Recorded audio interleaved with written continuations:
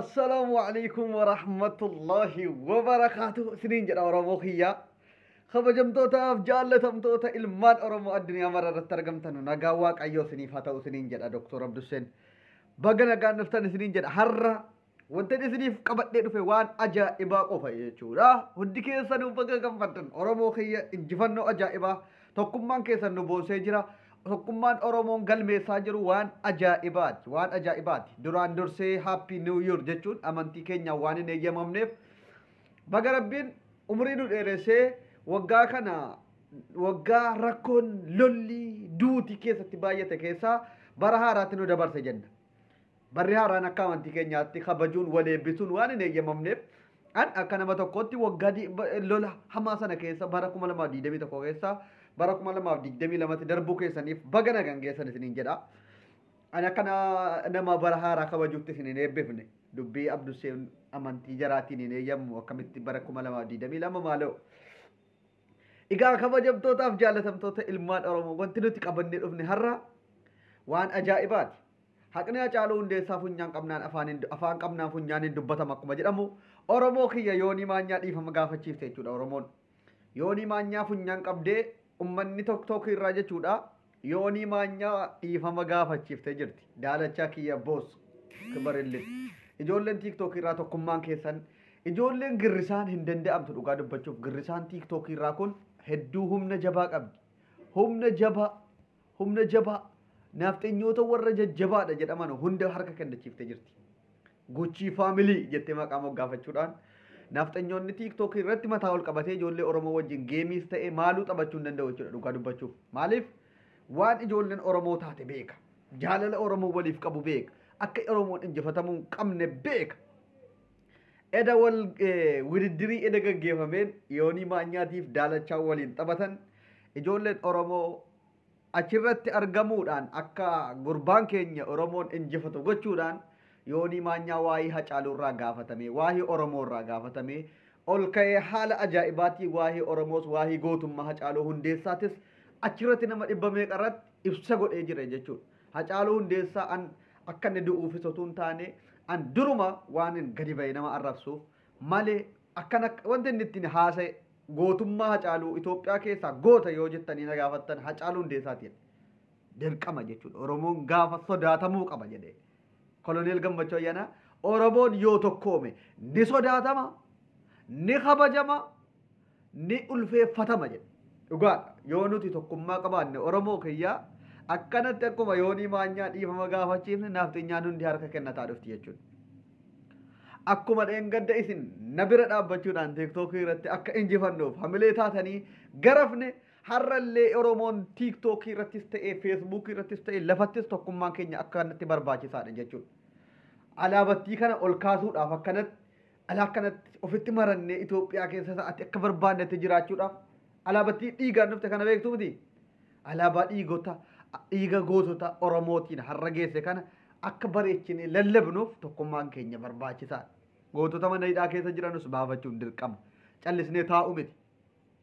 Falmiin keenya TikTokii qofarra Facebookii qofarra tun taane lafarrattis mallaqa walitti guuranii woboo gargaaruudhaan hidhamtoota siyaasaatiif sagalee ta'uudhaan Oromoo nama miidhamaa jiru bakka hundatti bira dhaabbachuudhaan tokkummaa keenya mirkaneessinuun gaaficha kooti.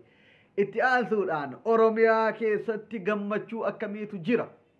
Oromiyaa harka eenyuu jirti jedhee dheengaddallee isinitti himeen jira. Woboon erga Oromiyaa bulchuu jalqabee bubbulee jira. Injifannoo jajjabaa guyyaa guyyaadhaan isiniin gahaa jirru wanti woboon galmeessaa jiru waan nama boonsaadha. Wanti woboon galmeessaa jiru waan boonsaa nama boonsu nama jechisiisu. Oromiyaa guutuu keessa magaalaa gurguddaa jedhamu hunda harka ofii galfatee jira. Magaalaa Jimmaa kan keenya yeroo dhiyootti taatiin eega harka woboo galtee harka nafxeenyootaa hunda keessaa yaafamnee hamma harka woboo hin galchine jechuudha. Woboon godina Jimmaa Cifraa Shanangibee qophii ajaa'ibaa akka xumuree jiru dhibbaan dhibbatti isinitti hima. Warri Jimmaan kan nafxeenyaati malee kan Oromoo miti jettan of qopheessaan isiniif dhufaa jira abbaan biyyaa. Waan ajaa'ibaa tokko edamaallaa ajjetti beeytanii TikTok irraa naa laayivii irra jiru seentee. Abdus ati akkamitti Jimmaan taate qabsaa'aa taate naan jette maal jechuudha bar jimmaan keessaa qabsaa'an hin qabnu akkamitti ati qabsaa'uu dandeessite nan irrabsitu maaliif qabsooftaat bar qabsaa'uun nama galateeffachiisa moo nama arrabsiisa jedhee gaafadhe bakka nuti waan akkanaa hin beeknu nuti amantiidhaan nuti maaloodhaan malee ahaa isii ergamtuu akkana jimmaan keessa lafa guuttetu jimmaan kan nafxanyaati yookiin jimmaan kan akkanaati jechuudhaan maqaa nu balleessiti malee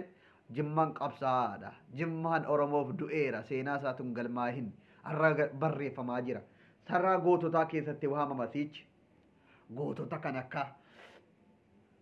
misbaahu shamsaddiin kan akka dagaadoonee kan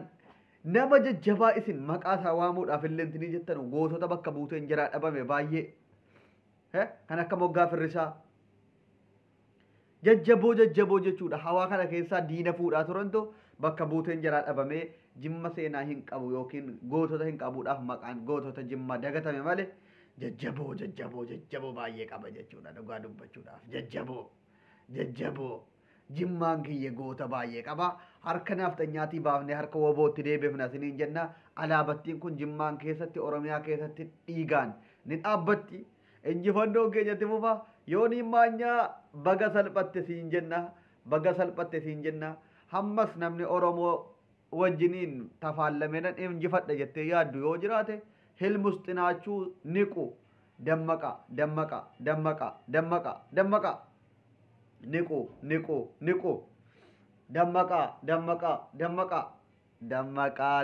dammaqa oromoon injifachuuf jira oromoon dandeessanu